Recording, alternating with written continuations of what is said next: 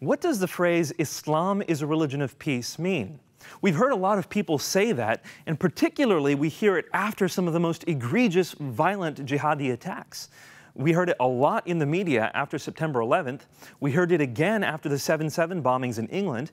And of course, most recently, we heard it after the attacks in Paris and San Bernardino. From some of the people who are the highest up in our political structures, Obama, Holland, we hear the phrase said right when the violence happens. And that's kind of jarring to our system. Here's a very violent attack, and then people are saying Islam is a religion of peace.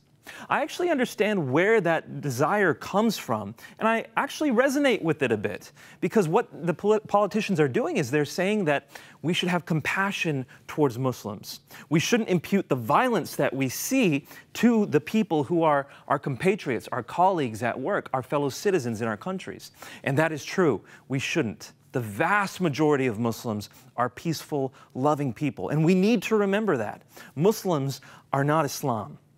But when we turn our eyes to Islam, what do we find?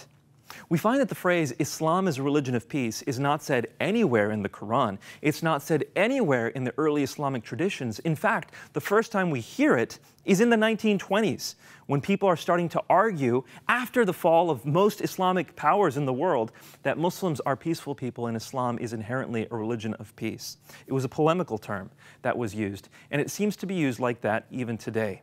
But that doesn't mean that the Muslims who say it don't mean it. I was raised in a Muslim home. My parents taught me to pray the 5 daily prayers, to recite the Quran regularly, and I loved Islam. And from a young age, I told people that Islam is a religion of peace, and I meant it with all sincerity.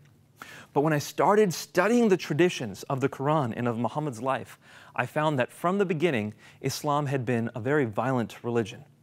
But what I want to point out is that that's not very different from most of us.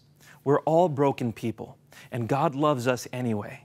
And we should be willing to love all people, no matter who they are or what background they come from.